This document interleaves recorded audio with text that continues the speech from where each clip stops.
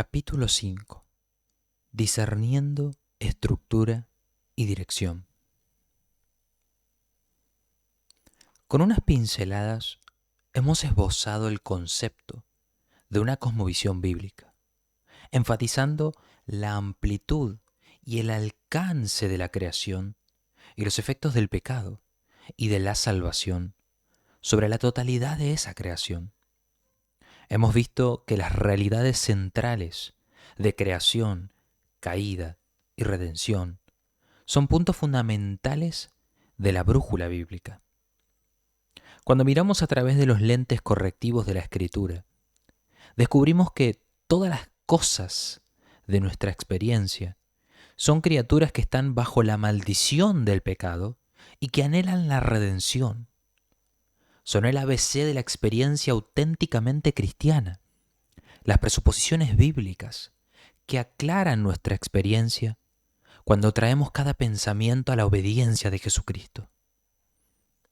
En este capítulo veremos algunas implicaciones prácticas de esta cosmovisión para la vida social, personal y cultural de los cristianos. Echando mano de una amplia gama de ejemplos, examinaremos cómo creación, caída y redención, o estructura y dirección, que será nuestra síntesis para estos temas bíblicos, han de moldear las convicciones de un pueblo bíblico. Como por ejemplo deberían los cristianos de hoy entender el conflicto de opiniones acerca de temas como la tecnología, la agresión, la revolución política, el baile, la educación o la sexualidad. ¿Provee nuestra examinación de la naturaleza, de la creación, caída y redención, algún resultado en cuanto a un planteamiento bíblico de estos asuntos? Sostendremos que en todos estos casos la tarea cristiana es discernir la estructura y la dirección. Como hemos observado, la estructura denota la esencia de una cosa en calidad de criatura, la clase de criatura, que es en virtud de la ley creacional de Dios. La dirección, por el contrario, se refiere a una desviación pecaminosa de una ordenanza estructural y la conformidad renovada a esta última en Cristo. Un análisis reformacional de cada área de la vida aplicará consistentemente esta distinción bíblica. Hará hincapié por igual en la creación y en la antítesis espiritual que impregna toda la creación, es decir, en estructura y dirección. Cuando diferenciamos entre estructura y dirección, debemos siempre hacerlo bajo el tema la gracia restaura la naturaleza. No es suficiente decir simplemente que las ordenanzas creacionales o las estructuras sostienen la realidad en todas partes y que un conflicto religioso está activo en esa realidad. No, tenemos que decir que el conflicto religioso continúa en vigor por causa de la estructura creada. Los componentes diarios de nuestras vidas, familia, sexualidad, pensamiento, emociones, trabajo, son los elementos estructurales que están involucrados y están en juego en el forcejeo entre el pecado y la gracia.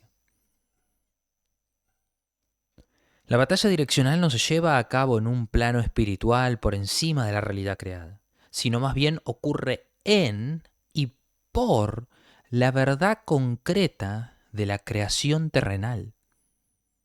Esta conexión básica la considero como la genialidad de una visión bíblica, total respecto a lo que la vida y el mundo realmente son.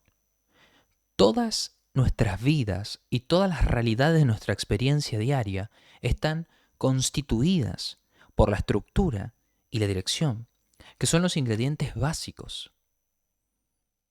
Este énfasis doble hace una diferencia radical en la manera en que los creyentes cristianos abordan la realidad, ya que ellos creen que la estructura de la creación sustenta toda la realidad, buscan y encuentran evidencia de fidelidad a la ley creacional en el flujo de la experiencia y de principios que no cambian en medio de una variedad de eventos e instituciones históricos, y como confiesan que una dirección espiritual es subyacente a su experiencia, ven la anormalidad donde otros ven normalidad, y posibilidades de renovación donde otros ven una distorsión inevitable. En cada situación buscan explícitamente y reconocen la presencia de una estructura creada, distinguiéndola claramente del abuso humano al que está sujeta.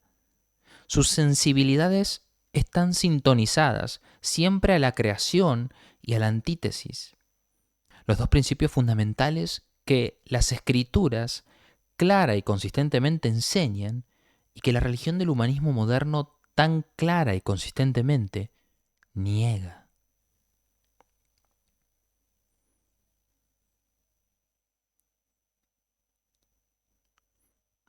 Reforma. La primera implicación de una cosmovisión reformacional es muy amplia y es el fundamento de todas las demás implicaciones. Describe el carácter y la actitud básicos que deben acompañar a los cristianos a la hora de hacer frente a los asuntos sociales, personales y culturales del día. Derivamos esta implicación de la palabra reforma, que es el sustantivo del adjetivo reformacional. Una cantidad de connotaciones para esta palabra son parte de la perspectiva que estamos esbozando. La primera connotación muy obvia es la reforma misma, el reavivamiento de la religión bíblica del siglo XVI. Ciertamente la perspectiva que llamamos reformacional está firmemente arraigada en aquel momento central que creemos estuvo basado en un redescubrimiento de la palabra de Dios. Pero también hay otras dos connotaciones de reforma que están presentes en el término reformacional, connotaciones que será necesario explicar con más detalle. La primera es esta. Reforma significa santificación, no consagración. Ambas palabras significan hacer santo, pero no son estrictamente sinónimas. Santificar, o en inglés to hallow, significa hacer libre del pecado, limpiar de la corrupción moral, purificar. Consagrar, por otro lado, por lo general significa simplemente apartar, dedicar, estar al servicio de o en adoración a Dios. Consagración, pues, significa renovación externa. Santificación significa renovación interna. La palabra reforma se refiere a la santificación en este sentido de una vivificación interna.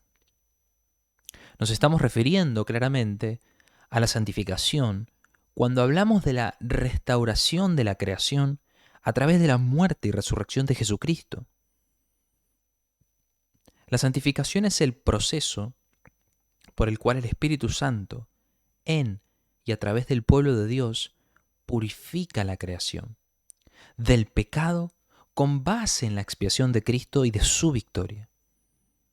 Esta actividad purificadora, este hacer santo, es un proceso que trae un renuevo interno y una vivificación de las criaturas de Dios. No solo una conexión externa con la iglesia institucional y con sus cultos de adoración.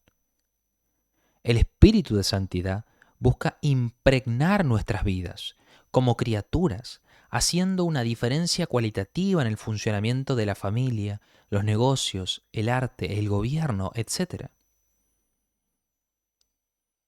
Una cosmovisión dualista que percibe una división básica entre lo sagrado y secular, entre lo santo y lo profano, restringe la santificación y la obra del Espíritu a la esfera de lo sagrado y lo santo, por lo general a la iglesia institucional, y solo permite la consagración, es decir, alguna conexión externa con lo sagrado, para el resto de la vida. Por ejemplo, en ciertas comunidades católico-romanas, un cura, el representante de la iglesia, puede consagrar un automóvil, un establo o hasta un nuevo negocio, rociándolo con agua bendita. O se le puede hacer santa a la institución del matrimonio, declarándola un sacramento o llevando a cabo la ceremonia en una iglesia. Solo por medio de la elevación de las cosas del mundo natural al estatus de sacramento, pueden estos cristianos sentir que pueden hacer contacto entre sus asuntos seculares y la gracia de Dios. Pero esta consagración dista mucho de la santificación interna de un negocio o de la vida matrimonial que exige la Biblia. Si estas áreas han de ser verdaderamente restauradas, deberán santificarse desde dentro, intrínsecamente.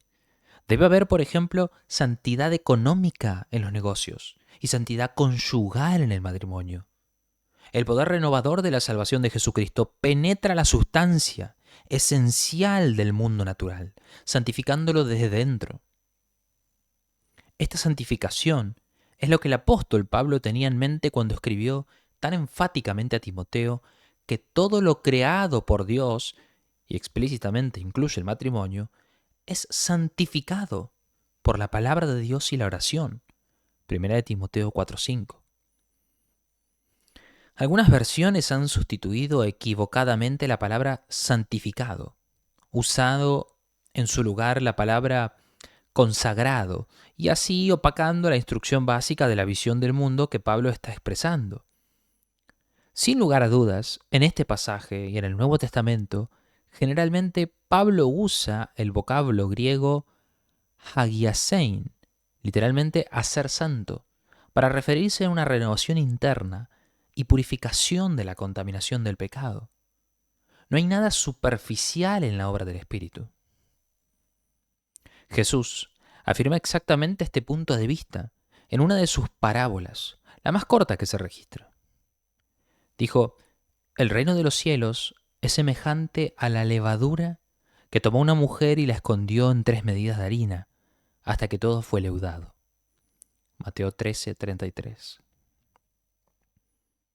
Aprendemos aquí que el Evangelio es una influencia que leuda la vida humana, donde quiera que se viva, una influencia que lentamente, pero con toda seguridad, trae un cambio desde adentro.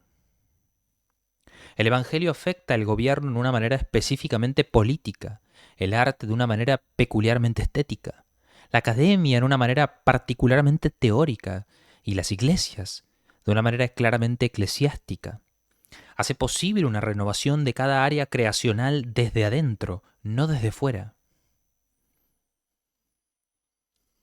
El concepto de la santificación, como un proceso de renuevo progresivo interno en cada fase de la vida humana, no solo en el contexto de las actividades de adoración, es una característica única de la religión bíblica.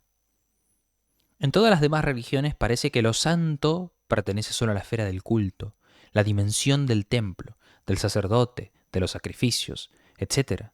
Todo lo que está fuera de esa dimensión se lo considera profano o no limpio. El Nuevo Testamento cambia esto radicalmente.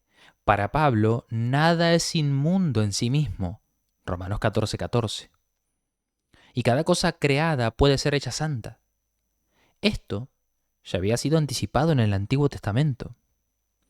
Zacarías 14:20 al 21 dice, en aquel tiempo estará sobre las campanillas de los caballos, santidad a Jehová. Y será toda olla en Jerusalén, y en Judá, santidad a los ejércitos de Jehová. La santidad en el Nuevo Testamento no está restringida al culto, sino que caracteriza la vida entera del pueblo de Dios, privada y pública, personal y cultural. El Pentecostés no solo significa que el Espíritu viene a renovar la vida humana desde dentro, sino también que esta renovación santificadora se extiende a lo largo y ancho de las actividades humanas. Todo en principio puede santificarse y renovarse internamente. Nuestra vida personal, nuestras relaciones sociales, nuestras actividades culturales. No hay límite al alcance de la operación santificadora del Espíritu Santo. Qué significativo es que la terminología del Antiguo Testamento, por ejemplo el templo, los sacrificios, el sacerdocio, el incienso, se transfieran al Nuevo Testamento, o bien a Cristo, a la vida entera de su cuerpo, la Iglesia. Así que la reforma significa, en primer lugar, santificación.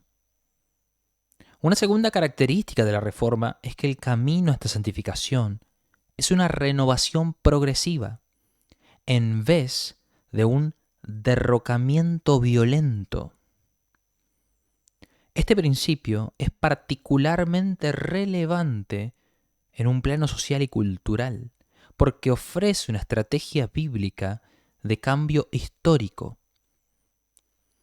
¿Cómo confrontarán los cristianos el arte minimalista, o la tecnología computarizada, o la teología de la liberación, o recientes tendencias en el periodismo?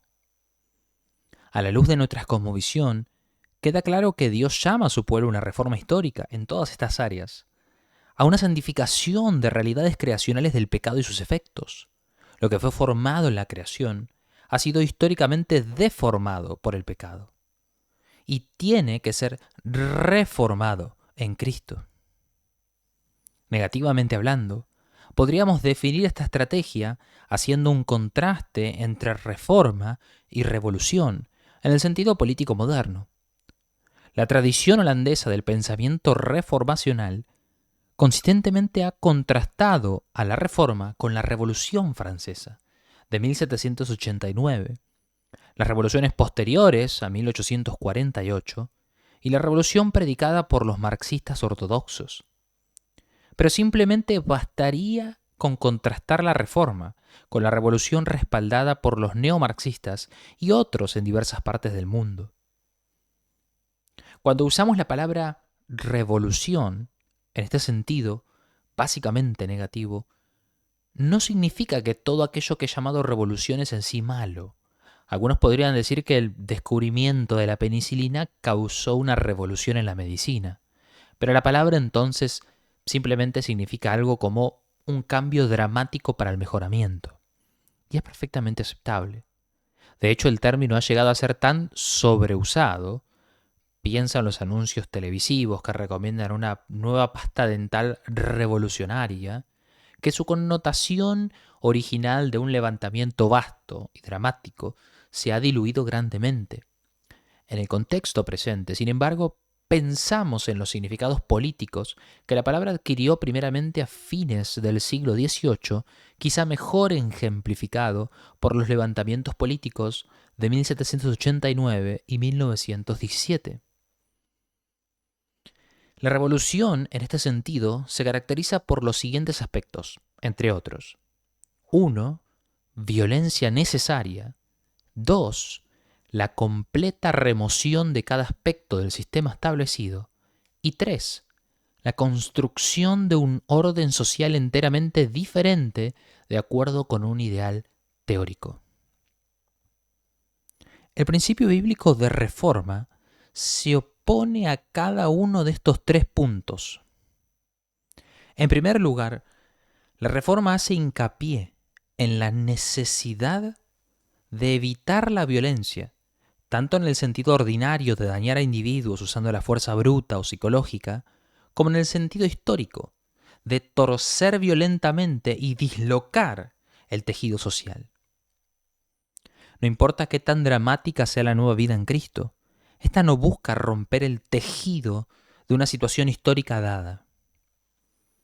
En segundo lugar, y esto es de particular importancia, reconoce que ningún orden social es absolutamente corrupto.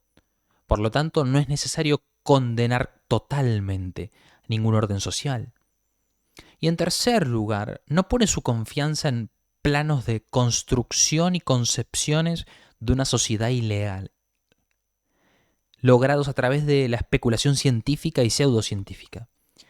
Más bien, considera la situación histórica, dada como su punto de partida, teniendo presente el mandato apostólico de examinadlo todo, retened lo bueno. 1 Tesalonicenses 5:21. ¿Cómo puede entenderse esta idea de renovación progresiva como una consecuencia de la cosmovisión que hemos esbozado hasta ahora? Debe quedar claro que nuestro énfasis, por igual, en la estructura y la dirección, nos obliga a elegir una actitud de reforma. La estructura implica que, en algún sentido, cada circunstancia o condición participa en las posibilidades creacionales que Dios ofrece a sus criaturas en su ley. Nada se mueve, o existe, o se desarrolla que no sea como respuesta a las demandas creacionales de Dios. Las ordenanzas de Dios se hacen sentir todavía en la más pervertida distorsión humana. Como resultado, vale la pena conservar algún elemento en cada situación. Y a la inversa, todo en la realidad cae dentro del alcance de la dirección religiosa. Todo lo que existe está propenso a la dirección pecaminosa y en necesidad de la renovación religiosa. Puesto que tanto el orden creado como la perversión o renovación humanas están presentes en cualquier situación histórica y específicamente en un establecimiento cultural y social, el rechazo del mal por un cristiano tiene que conducir a la purificación y a la reforma de estructuras sociales, no a la abolición indiscriminada de una situación histórica entera. Por el lado positivo, la reforma presupone que los elementos normativos de cualquier situación distorsionada, y toda situación distorsionada hasta cierto punto, deberían considerarse como un punto de contacto, con base en que la renovación puede darse. La reforma significa adherirse a las características de un orden establecido que reflejan alguna normatividad y obediencia a la ley creacional. Por lo tanto, la reforma siempre toma como su punto de partida la realidad histórica y busca construir sobre lo bueno en vez de limpiar el terreno histórico radicalmente para colocar un fundamento completamente nuevo. Como un asunto práctico, el poder conservador de la ley de Dios asegura que nunca ninguna situación humana puede estar completamente sin esperanza. Esto no es solo verdad en el nivel personal, sino también en el plano de la realidad social. Es evidente que este acercamiento hace hincapié en los aspectos positivos de la tradición, de la autoridad y de la continuidad histórica. Por ese motivo, la cosmovisión reformacional corre cierto peligro de ser identificada como un conservadurismo, como un apoyo al status quo. Tal percepción está por supuesto errada, puesto que la reforma es inherentemente y por definición un llamado a reformar.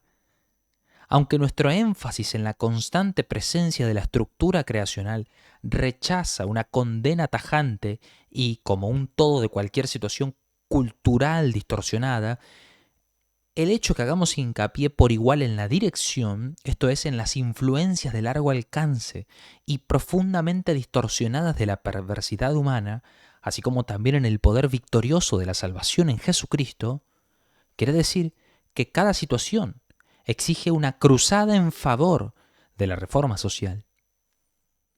El status quo nunca es aceptable. Cada cosa establecida necesita de una renovación interna y una reformación estructural. En este sentido, el cristiano nunca puede estar satisfecho con los logros de cualquier situación económica o política o cultural en general. Así que nuestro enfoque en la estructura rechaza cualquier simpatía hacia la revolución y nuestro enfoque en la dirección condena un tradicionalismo sosegado. Un programa de acción social inspirado por una visión reformacional nunca buscará empezar de cero o comenzar con borrón y cuenta nueva. Por el contrario, buscará salvar ciertos elementos de cualquier situación histórica que confronte, no solo porque esos elementos valen la pena salvarse, sino también porque nos proveen asideros, por así decirlo, para la renovación. Para los cristianos, esta orientación renovadora es particularmente importante, puesto que la opresión social severa y la injusticia pueden seducirle fácilmente a identificar el orden social entero, lo establecido, el status quo o el sistema, con la palabra mundo en su sentido religioso negativo. Cuando esta identificación fatal se hace, los cristianos tienden a retirarse de toda participación de una renovación social.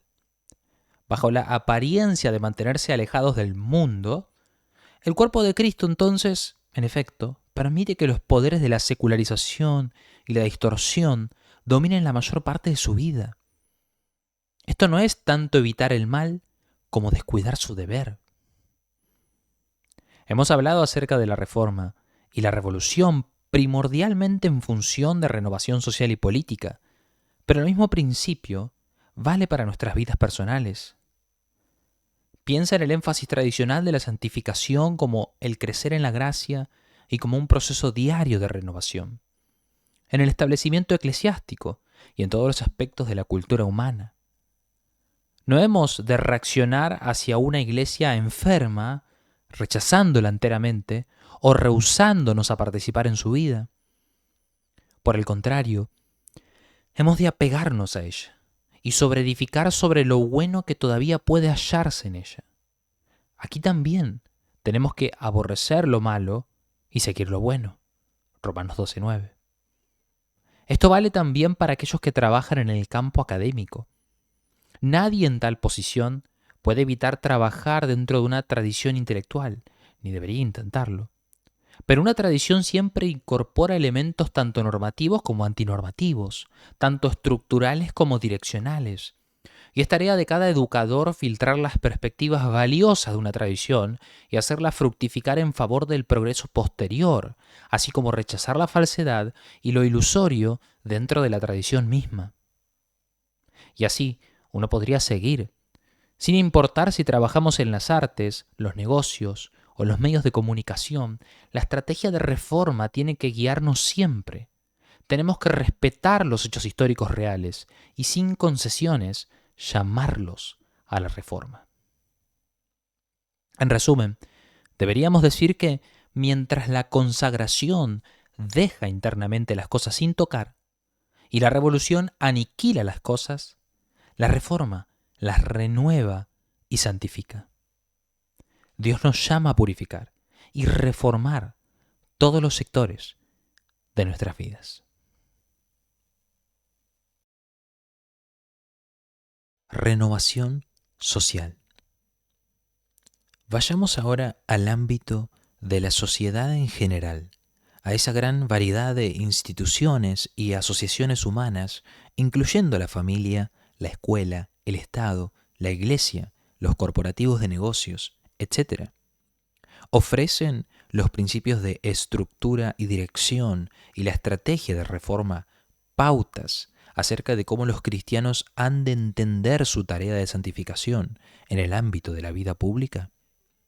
Nuestro punto de partida será el discernimiento de la estructura y la dirección. La sociedad humana da evidencia de que un orden estructural está subyacente en una gran diversidad de formas sociales en diferentes culturas y períodos de la historia. La mano sustentadora y gobernante del Creador no está ausente de las muchas maneras en que los seres humanos organizan su vida en comunidad. Sin importar la forma en que la sociedad se ordena a sí misma, siempre tiene que ordenarse en función de las realidades creacionales. Que la familia esté compuesta al menos de un padre, una madre e hijos viviendo juntos bajo lazos de cuidado comprometido no es una casualidad. Tampoco es pura convención que puede descartarse cuando deja de sernos útil. No, está arraigada en la manera en que un sabio creador hizo la naturaleza humana, arraigada en la constitución biológica, emocional, social y moral de hombres y mujeres. Hay un diseño para la familia, un patrón básico, que permite variedad, pero impone ciertos límites, muy bien definidos. Las familias como las conocemos son respuestas parcialmente obedientes y parcialmente desobedientes al patrón creacional básico. La estructura creacional de la familia es el requisito ineludible para la existencia de familias en general, permitiéndonos reconocer a la familia como tal. La familia es una institución social establecida por Dios, el Creador. Como hemos observado en nuestro estudio acerca de la creación, el principio por el cual las instituciones sociales son un dato creacional vale para todas y cada una de ellas. No solo la familia y el matrimonio, dos comunidades distintas, sino también la iglesia institucional, que se distingue de la iglesia como cuerpo de Cristo, que también participa en las otras esferas sociales, y el Estado están divinamente instituidos. De hecho, como hemos observado, el Nuevo Testamento relaciona explícitamente las estructuras de la autoridad política con la ordenanza de Dios en la creación. El hecho de que las Escrituras no hablen expresamente de la estructura ordenada por Dios en cuanto a las instituciones tales como la escuela y los negocios, no significa que sean arbitrarios y no tenga nada que ver con los estándares dados por Dios. Nuestra propia experiencia de la creación confirma la enseñanza bíblica general de que las ordenanzas de Dios se aplican a toda la vida. Alguno podría intentar administrar una escuela como un negocio. Los hombres de negocios en las mesas directivas de la escuela a menudo lo hacen, pero a la larga, tal intento resulta contraproducente. La estructura creacional de una escuela resiste ser forzada en un molde extraño, así como un negocio resiste ser administrado como una familia. Esta resistencia es evidencia de una norma creacional. Ignorar la buena creación de Dios en estas esferas simplemente no es productivo, ni educacional, ni económicamente. Como todas las criaturas de Dios, las instituciones sociales han sido creadas según su género. Cada institución tiene su propia naturaleza y estructura creacional distintiva. Todos nosotros tenemos alguna conciencia intuitiva de esa naturaleza o estructura, una conciencia que la experiencia y el estudio aguzan y ahondan en sabiduría práctica. Un maestro de escuela experimentado probablemente perciba la estructura normativa de la escuela más claramente que el padre de familia promedio. Alguien que ha trabajado por años en una organización de servicios está más capacitado para entender los contornos creacionales de esa área, mucho mejor que un académico o político. Cada área de la organización social desarrolla sus estándares propios, ampliamente aceptados, y cualquiera que se aparta de ellos es etiquetado como poco profesional o poco formal en los negocios. Tales estándares siempre reflejan una interpretación, sea exacta o errada, de una ordenanza creacional, se reconozca como tal o no, que vale la pena para el área en cuestión. Cada institución social es una positivización de una estructura creacional que vale únicamente para ella. Desafortunadamente, en el lenguaje normal, tanto a la institución individual como a su naturaleza creacional frecuentemente se les denomina estructura. Para evitar tal confusión, reservaremos el término estructura para el orden creacional que vale para las cosas como criaturas, en este caso, las instituciones sociales. Como ya hemos notado, la positivización es cuestión de poner en práctica una norma creacional. Vimos anteriormente que parte del gobierno de Dios sobre la creación se da por medio de la responsabilidad humana. Hombres y mujeres ejercitan su responsabilidad en la sociedad y la cultura al discernir, interpretar y aplicar normas creacionales para el manejo de sus vidas. La forma precisa que una institución social adquiere en un tiempo o lugar determinados es el resultado de cómo aquellos, quienes cargan con la responsabilidad, entienden la norma para esa institución. Los ancianos gobernantes de la Iglesia, quienes ponen en práctica la norma para la Iglesia institucional, trabajan de manera diferente en África que en Europa, en el siglo IV que en el siglo XX, en las iglesias negras del sur que en las iglesias blancas del norte. Los padres ponen en práctica una estructura normativa específica para la familia, la junta administrativa para las compañías, los parlamentos o reyes para los estados, la junta directiva para las escuelas, etc. En cada caso, las autoridades en una estructura social son los responsables de instrumentar la norma. Un principio importante emerge de esta concepción creacional del orden social. La responsabilidad de las autoridades en una institución dada está definida por su estructura normativa. Esto quiere decir que la naturaleza creacional única de la familia, el Estado, la escuela, similares, específica y delimita la autoridad ejercida en cada caso. La autoridad de un padre es paternal. Está caracterizada y restringida por la naturaleza peculiar de la familia. El padre está obligado, por lo tanto, a ejercer su autoridad en una manera distintivamente familiar y no en el modo que corresponde a la fuerza policíaca o al club de fútbol. Hacerse cargo de una familia como si fuera una unidad militar, como lo intenta hacer el padre viudo en la película La novicia rebelde, es contrario al modelo de la familia establecido en la creación. A la inversa, un padre no tiene autoridad como tal en la escuela o la corporación. Del mismo modo, la responsabilidad y la autoridad de un anciano de la iglesia es apropiada dentro de la iglesia institucional. No debería actuar con su congregación como un padre, ni administrarla como si fuera una familia con una actitud paternalista, ni entrometiéndose en la esfera de responsabilidad de un padre en su congregación.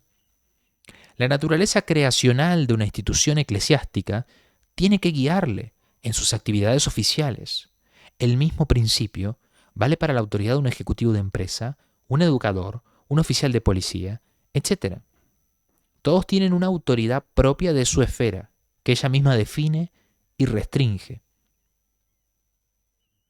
El resultado de este principio, que Abraham Kuyper llamó soberanía de las esferas, pero que nosotros podríamos nombrar el principio de responsabilidad diferenciada, es que ninguna institución social está subordinada a ninguna otra.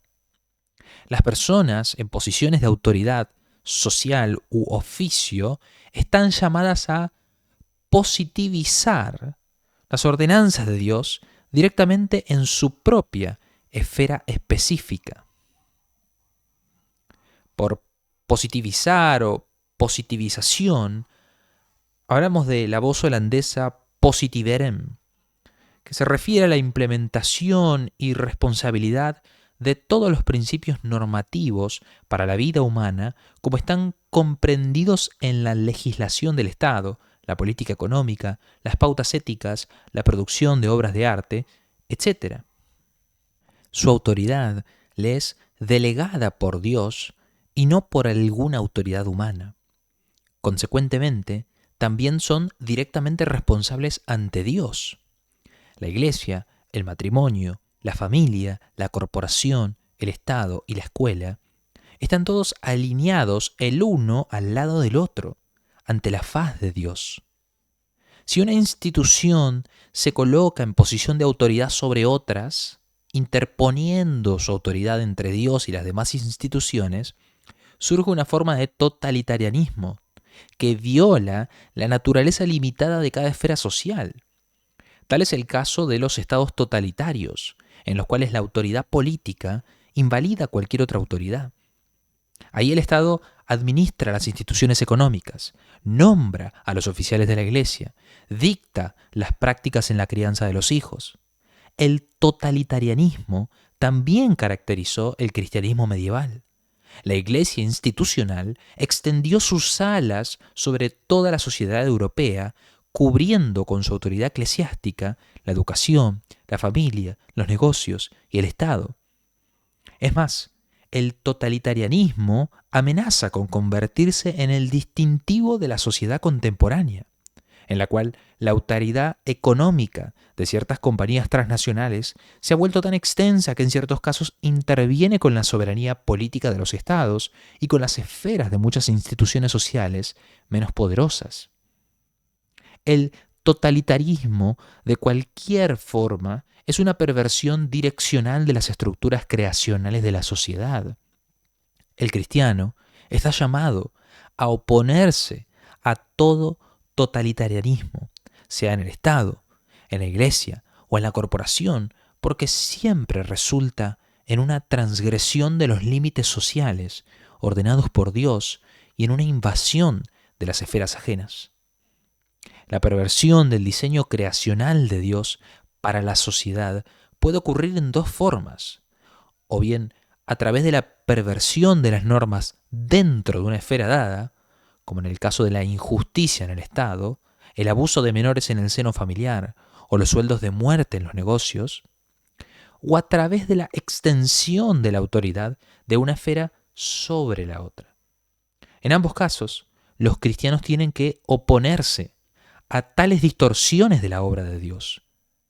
Pero esta oposición siempre debe afirmar el ejercicio propio y correcto de la responsabilidad.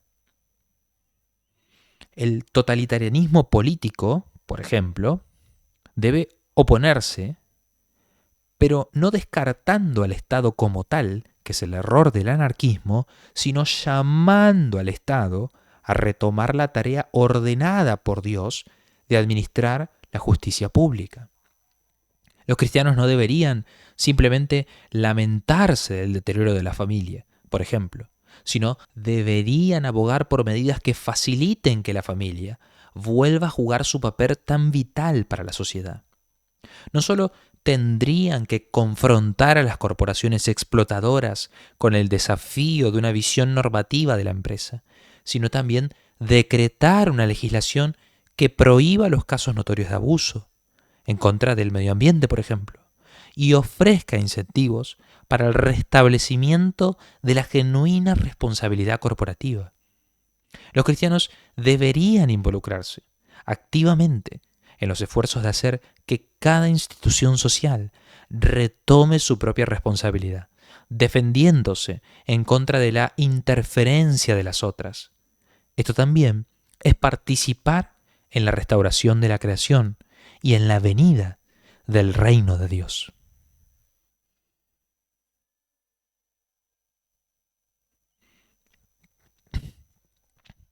Renovación personal. La agresión. Hasta ahora hemos aplicado la distinción de estructura, dirección, muy ampliamente a la sociedad en general. Podría ser útil enfocar nuestra atención en algo más cercano a nuestras vidas personales, nuestras emociones. Ciertamente, nuestras emociones son personales y también muy importantes. Nos será provechoso considerar cómo las diferentes cosmovisiones han evaluado las emociones humanas y específicamente cómo el desdén griego hacia las pasiones ha afectado a la Iglesia cristiana. Para nuestro propósito, será de valor enfocarnos en un aspecto de la emoción humana, la agresión. En general, la gente considera un comportamiento agresivo, incluye enojo, la competencia y la afirmación propia, como malo o bueno. Esta inclinación es particularmente evidente entre cristianos. Por una parte, algunos creyentes condenan toda señal de agresión por considerar que va en contra de los ideales bíblicos de gentileza y mansedumbre y en contra del mandamiento central del amor.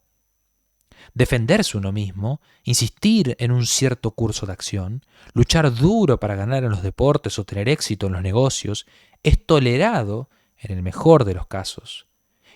Y muchos de los que desaprueban la agresión en esta forma tienen sentimientos correspondientes de culpabilidad cuando expresan su enojo o se comportan agresivamente. Es más, aquellos que ven la agresión con sospecha tienden a sentirse de la misma manera en cuanto a la emoción humana en general y luchan por suprimirla y controlarla en vez de expresarla con libertad y apertura. Consideran que la agresión es un fenómeno esencialmente pecaminoso, el resultado de la caída y no una buena parte de el orden bueno creado por Dios. Al fin de cuentas, ¿no fue Jesús mismo quien relacionó el enojo con el mandamiento en contra del asesinato? ¿No enlistó Pablo el enojo entre las obras de la carne? Un psicoterapeuta cristiano con tal perspectiva busca conducir a su cliente al punto donde no sienta más la necesidad de enojo o de autoafirmación. Por otra parte, algunos cristianos ven la agresión como una función humana natural, esencial para la salud emocional. Echando mano de la obra de etólogos, tales como Conrad Lawrence, cuyo libro Sobre la agresión se ha convertido en un clásico, explican cómo un comportamiento agresivo juega un papel muy positivo en el mundo animal, donde sirve para asegurar la supervivencia de las especies. Arguyen que los seres humanos también tienen un instinto natural para la agresión, que no debería ser obstruido y que si es bloqueado, pudiera resultar en toda clase de neurosis y malas adaptaciones emocionales. Estos cristianos se aventuran a fomentar un comportamiento agresivo, sugiriendo al mismo tiempo que la agresión debería canalizarse a través de escapes socialmente aceptables o expresarse en marcos donde no cause daño alguno a aquellos contra quienes esté dirigido. Los psicoterapeutas de esta línea de pensamiento, entre muchos cristianos, animan a sus clientes a expresar su enojo, a defenderse a sí mismos cuando tratan con otra gente. Aún recomiendan un entrenamiento para ser asertivos, ayudándoles a canalizar su agresión. Claramente, estos dos acercamientos se contradicen entre sí. Lo que una escuela de pensamiento diagnostica como enfermedad, la otra recomienda como cura. Y sin embargo, cristianos sinceros y comprometidos están en ambos lados de este asunto. Una cosmovisión bíblica nos capacita para evitar este falso dilema. Nos ayuda a formular el problema de manera distinta y al hacerlo nos provee con medios genuinamente efectivos para tratar prácticamente con nuestros sentimientos. Se ha observado que la manera en que una pregunta se formula determina la respuesta o el alcance de posibles respuestas a esa pregunta. En el caso de la agresión, la pregunta implícita, compartida por ambos partidos en el debate, es esta: ¿es la agresión buena o mala? Esa pregunta solo permite dos respuestas, y puesto que estas dos respuestas solo son medias verdades, en el mejor de los casos son erradas y en el peor de los casos rotundamente falsas, si formulamos la pregunta en función de la distinción entre estructura y dirección, la pregunta sería diferente. En la agresión, ¿qué es estructural y qué es direccional? Ahora las posibles respuestas son muy diferentes. En el fundamento de nuestra interrogante está la suposición de que las realidades bíblicas fundamentales de la creación, caída y redención se aplican tanto aquí como en cualquier tema. La agresión, por lo tanto, tiene que mostrar las características tanto de nuestra naturaleza humana creada como de la perversión, o al menos potencial santificación y restauración de esa naturaleza en Jesucristo. Un análisis cristiano que trata la interrogante acerca de la agresión en función de tal realidad bíblica puede fácilmente considerar los datos etológicos recogidos por Lawrence y sus seguidores y al mismo tiempo honrar los textos de la Escritura que reiteradamente advierten en contra del enojo y la disensión pecaminosos y que atribuyen la ira a Dios y el celo a sus siervos. Unos cuantos psicólogos cristianos han analizado explícitamente la agresión en función de la estructura y la dirección, y en un artículo que lleva por título Love and Aggression, el amor y la agresión, el doctor Henry Van Bell arguye que la agresión es una parte creada de la vida humana. Pertenece a la estructura del ser humano que seamos agresivos unos con otros. Señala que un elemento de agresividad es esencial para una buena discusión, para una competencia sana, para los juegos, para tomar la iniciativa en el rol de líder, para conquistar el ser amado y aún para hacer el amor. Es más, Van Bell explica que la agresión es frecuentemente requerida en respuesta al pecado, como una amonestación e indignación justa. Dice que el antónimo del amor no es la agresión, sino el odio. Y la agresión puede ser un acto de amor, y solo se convierte en el antónimo del amor cuando es agresión con odio. La agresión con odio es la perversión de un don creacional bueno. Hacerle frente no es hacerle frente al don, sino a la perversión. Por lo tanto, el llamado de los cristianos es santificar la agresión, no reprimirla. La mansedumbre y la agresión no tienen por qué estar una en contra de la otra. Pablo le dice a Timoteo que el siervo del Señor debe ser amable y tolerante, que con mansedumbre corrija a los que se oponen. Ahí el verbo traducido en 2 de Timoteo capítulo 2, versículo 25, como corregir, es paideuein, normalmente traducido como escarmentar o castigar incluso. Y tiene una connotación fuertemente agresiva. Entonces, los cristianos pueden reconocer que el trabajo de Lawrence y el de otros etólogos tienen valiosas aportaciones en el entendimiento de las situaciones creacionales en cuanto a la agresión.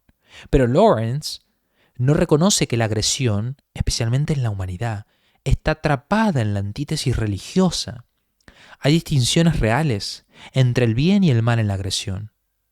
El título original del libro de Lawrence sobre la agresión es muy revelador en este sentido. Le llamó Das sogenannte Böse, el supuesto mal, para resaltar su afirmación de que lo que normalmente llamamos mal es simplemente la manifestación de la energía de la agresión buena y natural. No tenemos que aceptar la eliminación de Lawrence de la dirección en la agresión humana para aprender de él lo referente a la estructura. Bajo ese punto de vista, la agresión es una instancia más de lo que Dios creó y no debería rechazarse. Pero por la palabra de Dios y por la oración es santificado. 1 de Timoteo 4:5. Los dones espirituales. Pareciera un gran salto moverse de la agresión a los dones carismáticos, los dones del Espíritu Santo.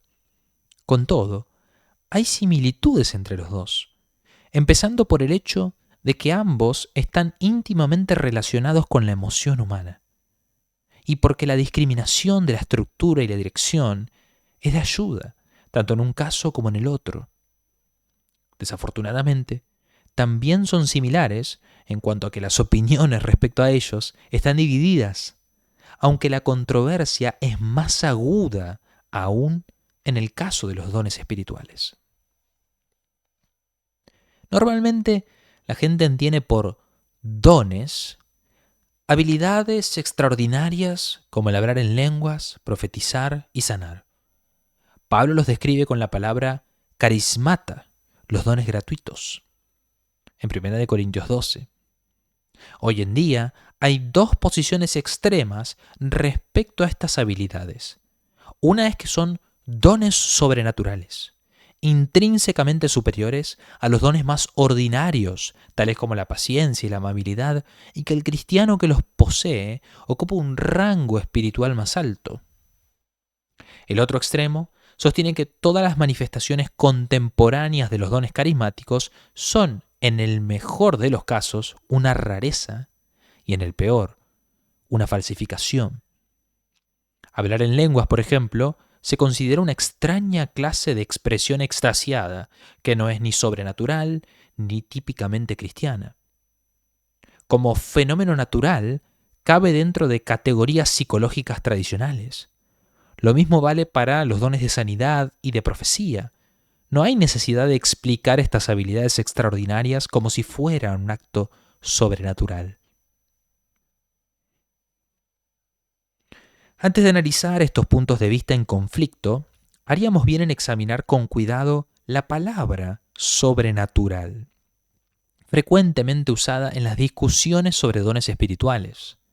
Este término tiene un número de significados diferentes, pero todos presuponen la idea de que trasciende a lo natural. Naturaleza puede significar creación. En tal caso, solo Dios y sus actos son sobrenaturales. O creación terrenal. En tal caso, Dios y las criaturas celestiales son sobrenaturales. O dimensión secular. En tal caso, la iglesia y las virtudes cristianas son sobrenaturales. Es más, sobrenatural se puede entender como un término que se aplica no solo a algo que en sí mismo trasciende lo natural, como sea que se lo defina, sino también como algo que pertenece a la naturaleza, pero que debe su existencia a un poder o influencia extraordinaria fuera de la naturaleza. Personalmente, considero los frutos del Espíritu como sobrenaturales, en este último sentido, no en el sentido que trascienda la realidad creada. Si creemos que sobrenatural significa por encima de la creación terrenal, entonces creo, con base en la distinción entre estructura y dirección, que los dones carismáticos no son de ningún modo sobrenaturales, más bien pertenecen a la naturaleza de la buena tierra creada por Dios. Son dones del Espíritu tan genuinos como el amor, el gozo y la paz, pero no agregan nada a la intención que Dios había tenido para su creación terrenal desde el principio. Son por tanto totalmente naturales, como la fe. Solo alguien regenerado por el Espíritu puede tener fe, verdadera fe, esto es la fe en Jesucristo. Pero esa regeneración no hace que la fe sea ajena al propósito original del Creador. Y así como la fe, como una función humana general, no se desconoce fuera del cuerpo de Cristo, aunque ahí siempre sea mal manejada, así también los dones carismáticos no se desconocen fuera del cristianismo, aunque también ahí sean mal manejados y se abuse de ellos. Como posibilidades creacionales, los carismata manifiestan rasgos estructurales y dependiendo de si sirven al reino de Dios o al mundo, manifiestan rasgos direccionales. La importancia de esta aclaración es que los dones espirituales son fundamentalmente equivalentes a otros dones. Mejor dicho, todos los dones espirituales abiertos por el Espíritu de Dios para la edificación de la iglesia y la venida de su reino son del mismo modo dones espirituales. El don de lenguas es un don grandioso y glorioso de Dios, si se usa apropiadamente. Pero lo mismo es verdad, por ejemplo, para el don de la inteligencia, con la misma condición, y el don de la administración. De hecho, Pablo menciona expresamente la administración como un carisma en 1 Corintios 12:28. Pedro usa la misma palabra cuando habla acerca de dones ordinarios, tales como ofrecer hospitalidad y el servicio.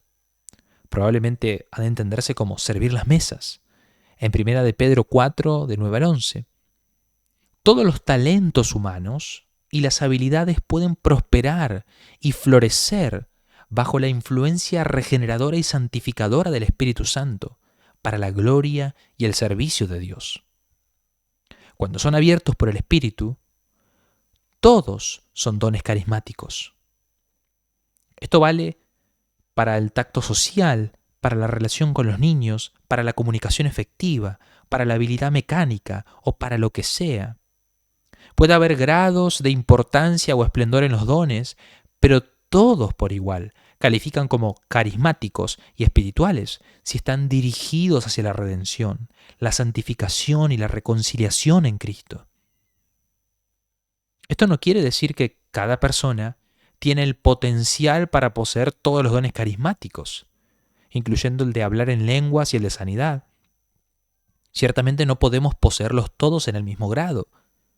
De la misma manera que no todos tenemos buena cabeza para los números, o que no todos tenemos el talento para la administración. No importa qué tan santos seamos o bien entrenados estemos, podemos suponer que no todos están naturalmente dotados con los más dramáticos de los dones carismáticos. Por otro lado, los dones podrían estar mucho más ampliamente distribuidos de lo que actualmente sospechamos. El punto por ahora es simplemente que no son sobrenaturales. Esto es, no son ajenos a la realidad diaria que Dios creó para nosotros. Esta postura ni degrada los dones, ni cede a un entusiasmo irracional. Es más bien un rechazo a aceptar el dilema corriente y un esfuerzo de hacer fructífera para la visión cristiana la distinción bíblica entre creación y las demandas de Satanás o de Cristo sobre ella. Todos tenemos que buscar la manera de desarrollar los dones que Dios nos ha dado, no olvidando que el más grande de ellos es el amor.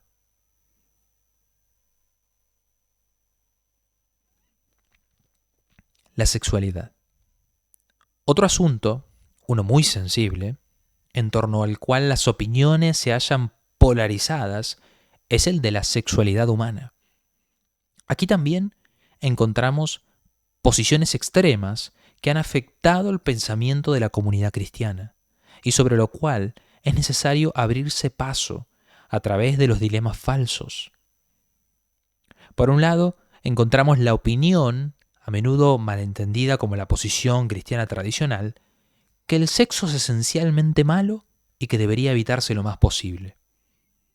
Algunos creen que aunque sea necesario para la perpetuación de la raza humana, es meramente un mal necesario, que uno no debería disfrutar del placer del sexo y que ciertamente la enseñanza bíblica de la santificación no vale para ello.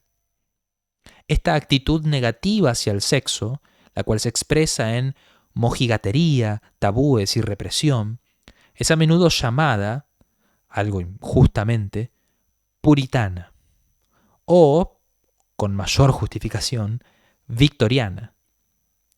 Ciertamente, tal actitud no es muy bíblica. Por el otro lado, encontramos la glorificación del sexo como el camino hacia el sentido y la autorrealización verdaderos. Como reacción a la postura victoriana, en las últimas décadas, gran parte de la civilización occidental ha llegado a ver la sexualidad como un bien incondicional. Se dice que las relaciones sexuales, bien dentro del matrimonio o fuera del matrimonio, bien heterosexuales o homosexuales, bien arriesgadas en un cuidado genuino o no, son intrínseca e incondicionalmente beneficiosas. Echar abajo los estándares tradicionales se considera un acto liberador. La sexualidad se tiene como un impulso básico, natural, y si este impulso es frustrado, el costo es una neurosis debilitante y la inhibición. Como es típico de este ejemplo de polarización, cada lado en esta discusión está en lo correcto solo a medias, y por lo tanto está seriamente equivocado. Los cristianos que creen que tienen que decidir entre condenar o glorificar la sexualidad humana, seguido cometen el serio error de intentar hallar un punto medio, un justo medio ético, que evita los extremos de ambos énfasis. Pero el desafío para los cristianos es penetrar el dilema falso, que ocasiona estas posiciones extremas.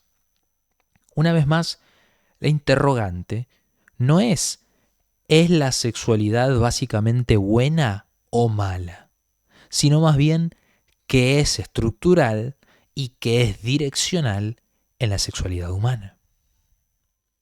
Si la estructura y la dirección son los términos de referencia, entonces se hace posible afirmar la sexualidad humana con todo el corazón, a la vez que uno se opone a sus perversiones con la misma convicción y vigor. Lewis B. Smets, en su libro Sexología para cristianos, ofrece un estudio útil sobre la sexualidad en estos términos. Explícitamente inscribe la sexualidad en el contexto de los temas bíblicos de la creación, caída y redención, y por lo tanto aplica implícitamente la distinción entre estructura y dirección. Smets declara que la primera parte del libro es acerca de la sexualidad humana en su calidad de buena creación, sus distorsiones pecaminosas y su potencial redimido. Esto se refleja en los encabezados de los capítulos que tratan esos tres aspectos. Regocijémonos y alegrémonos en ella, sexualidad distorsionada y salvación y sexualidad. La expresión de Smets de esta perspectiva plenamente bíblica es precisa e incisiva. La gracia no destruye la naturaleza, tampoco desdeña lo que Dios ha hecho. La creación y la gracia están todas en la mente de Dios. La redención restaura lo que hemos corrompido y distorsionado, incluyendo lo que hemos distorsionado en nuestra propia sexualidad. Pero la redención no nos aleja de la sexualidad, ilumina la bondad de ella. De Lewis B. Smets en Sex for Christians, Sexología para cristianos. O bien, prosigue diciendo que el descubrimiento de la gracia es el descubrimiento de la bondad de la creación, así como también el descubrimiento de la maldad del pecado. Planteando esto en el vocabulario que hemos venido usando, la gracia en Jesucristo abre nuestros ojos a la estructura y la dirección. Pero, ¿qué es estructural y qué es direccional en la sexualidad? Es decir, ¿qué pertenece al diseño creacional de Dios y qué a las perversiones que tenemos que vencer con la ayuda del Espíritu Santo? Esta no es una pregunta fácil de responder. Es cierto, las Escrituras son bastante claras acerca de algunos puntos esenciales. Dios diseñó la sexualidad humana para el contexto del matrimonio heterosexual y para el amor humano comprometido. Las desviaciones de esto, bestialidad, relaciones homosexuales, adulterio, prostitución y lujuria sin amor, están terminantemente condenadas. Pero, ¿qué hay acerca de asuntos tales como el manoseo, la masturbación y las fantasías sexuales? La Biblia no dice nada explícito en lo que concierne a estos asuntos, dejándolos más bien al buen criterio de los cristianos dirigidos por el Espíritu.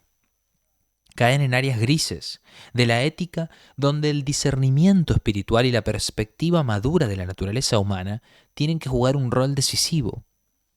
La dificultad de discernir la revelación creacional en ciertas situaciones subraya dos principios que tenemos que mantener en mente a la hora de aplicar la distinción de estructura y dirección a un fenómeno en particular, cualquiera que éste sea. El primero ya se indicó en nuestro estudio sobre la creación. Cuando intentamos discernir cuáles son los patrones normativos de la creación, las escrituras, la explicación verbal del arquitecto sobre sus planos es nuestra guía primera y más indispensable. Los datos de la psicología social no nos dicen, por ejemplo, que el creador no quería que participáramos en el sexo extramatrimonial. Aunque el orden de la creación inspira la toma de conciencia en la mayoría de las culturas de la conexión normativa entre sexualidad y matrimonio, necesitamos las escrituras para hacer inequívoco este nexo. Solo a través de los lentes correctivos de la escritura podemos discernir lo que es normativo en la enredada masa de datos psicológicos y sociológicos sobre las costumbres sexuales en las diferentes culturas. Lo mismo es cierto al discernir el carácter distorsionado de la bestialidad y la homosexualidad. Aunque los planos creacionales quizás sean más fáciles de leer en este renglón, sin directrices autoritativas claramente pronunciadas en lenguaje humano, aún una sociedad altamente desarrollada como la de la antigua Grecia, incluyendo a los filósofos Sócrates y Platón, pudieron considerar la homosexualidad como una parte normal del esquema natural de las cosas. La percepción griega de la estructura de la sexualidad humana se distorsionó seriamente, porque le faltaba la luz de las escrituras. Un segundo principio tiene que ver con las incertidumbres y las ambigüedades que a menudo obstruyen nuestra interpretación de la creación en áreas donde la escritura no da directrices específicas o explícitas. Como indicamos en nuestro estudio sobre la creación, este problema es parecido al de dirección o llamamiento personales. No hay respuestas fáciles, concertadas de inmediato en cuanto a estas áreas, aunque ciertamente hay respuestas que se pueden hallar. El principio que ofrezco al respecto es simplemente que el beneficio de diferenciar entre estructura y dirección no radica tanto en dar respuestas, fáciles o no, sino en sugerir preguntas fundadas bíblicamente. Estructura y dirección no es una fórmula fácil para producir la correcta solución cristiana a los problemas culturales y éticos que nos retan. Más bien, provee un frente de ataque, una línea de investigación, una manera de evaluar el asunto en concordancia con la perspectiva revelada por el Creador de todas las cosas. En el área borrosa de la ética sexual, por lo tanto, no deberíamos renunciar a la búsqueda del camino que el Señor quiere que caminemos, ni deberíamos declarar que los asuntos alegados son éticamente indiferentes o neutrales. Nuestras directrices deberían ser las enseñanzas generales de la Escritura, por ejemplo, la creación, la caída, la redención. Las directivas bíblicas específicas para el área de sexualidad, por ejemplo, su diseño heterosexual. Y la evidencia de la experiencia obtenida a través de la sabiduría arraigada en el temor del Señor, que bien podría incluir los descubrimientos de la investigación científica. Dados estos parámetros, el cristiano tiene que buscar el camino del Señor, al ejercer discernimiento espiritual dentro del contexto comunitario del cuerpo de Cristo. Como toda búsqueda, este reconocimiento puede suponer una medida de prueba y error, pero aquí también tenemos que ocuparnos de nuestra salvación con temor y temblor, sabiendo de hecho que es Dios quien obra en nosotros para que queramos desear y actuar conforme a su buen propósito. Supón que apliquemos este acercamiento al asunto de las fantasías sexuales. Parece justo decir que la imaginación como tal es una parte de la excelente obra de Dios, como lo es la satisfacción que obtenemos al admirar un atractivo ejemplar del sexo opuesto. En sí, estos dones son parte de la buena creación de Dios, que Él nos da abundantemente para que la disfrutemos. 1 Timoteo 6:17. Pertenece a nuestra composición creacional.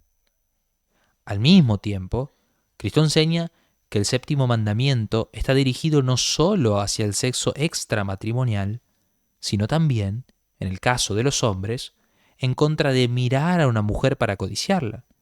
Mateo 5:27. Es posible, de hecho, cometer adulterio en el corazón. La imaginación también se pervierte fácilmente por el pecado y necesita de la renovación hecha posible en Jesucristo. Como en todo, es precisamente en y a través de su lucha en contra de la obra de Satanás que los cristianos tienen el desafío de disponer su voluntad y acción en favor de la obra de Dios en sus vidas. Las fantasías sexuales también tienen que ser santificadas. Es hora de que la comunidad cristiana comience a reflexionar sobre una ética de la imaginación, una reflexión basada en la bondad creacional y en la estructura de la imaginación y en una toma de conciencia de cómo el pecado y la gracia afectan esa imaginación. La sexualidad humana, una buena parte de la buena creación de Dios, ha de afirmarse y aceptarse con acción de gracias. Ciertamente la perversión sexual o de cualquier clase tiene que combatirse con vigor.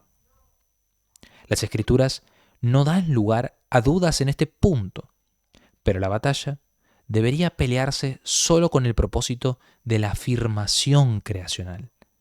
Se debería resistir la inmoralidad sexual, no para reprimir el sexo, sino para permitir que muestre su verdadera gloria. Restregar una prenda de lino para quitar la suciedad acumulada podría parecer una actitud negativa, pero con respecto a la belleza de la prenda misma, es una actividad positiva. La sexualidad redimida participa en la belleza de la santidad y por lo tanto se puede disfrutar totalmente y se puede celebrar para la gloria de Dios. El baile. De cierto modo, el baile está íntimamente relacionado con el asunto de la sexualidad. Muchas tradiciones cristianas han desarrollado una actitud negativa hacia el baile social, sino hacia el ballet y las danzas folclóricas. Esta actitud ciertamente se vive en las iglesias que siguen la tradición de Calvino, quien terminantemente condenó el baile basado en que despierta la pasión e invita a la promiscuidad. Una denominación calvinista que durante la mayor parte de su historia adoptó un punto de vista negativo en cuanto al baile es la Iglesia Cristiana Reformada de Norteamérica, de la cual soy miembro. Dentro de nuestros círculos, el baile se consideró por mucho tiempo simplemente una diversión mundana y fue estrictamente prohibido. La Iglesia Cristiana Reformada, sin embargo, ha modificado recientemente su posición oficial respecto a este tema, con base en un excelente reporte denominacional titulado El baile y la vida cristiana, que trabaja explícitamente con la cosmovisión de la creación caída redención. Aunque el reporte no usa los términos estructura y dirección, no obstante, usa estos conceptos para penetrar el dilema enfermizo entre mundano y no mundano con respecto al baile. El reporte formula correctamente el problema como sigue. Necesitamos clasificar 1. ¿Qué hay en cuanto al baile que se refiere a la creación y que por lo tanto refleja el don de Dios? 2. ¿Cuál es el impacto de nuestra condición caída sobre el baile? Y 3. Sí y cómo podrían los cristianos redimir esta área de la vida. A menos que tengamos en mente estas preguntas continuamente, corremos el riesgo de condenar lo legítimo en nuestro celo por rechazar el mal o de abrazar lo corrupto en nuestro deseo de hacer justicia a lo bueno. Estamos siempre en peligro de rechazar lo creacional en nombre de la caída y de aceptar lo caído en nombre de la creación.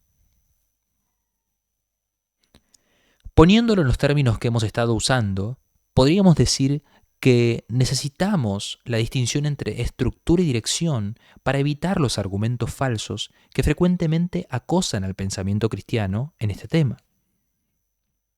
¿Qué del baile es estructural? A primera vista, casi todo. El movimiento del cuerpo es claramente parte de la buena creación de Dios, así como también lo es el ritmo, la música y la interacción social. El Creador nos dio el buen don de reunir estos elementos para celebrar y disfrutar, como sabemos, por las muchas referencias bíblicas al baile. Tampoco pareciera que haya algo anticreacional en el hecho de dos personas bailando juntas, puesto que la celebración es social por naturaleza. Como tal, el baile parecería ser una experiencia hermosa, sana, divertida, vigorosadora, por la que uno podría dar gracias a Dios. Pero hay poco o nada que la humanidad no corrompa, y el baile no está exento del impacto del pecado humano. En el baile social moderno, la distorsión se hace más obvia cuando se convierte en la ocasión o el medio para la excitación sexual, la agresión o la promiscuidad.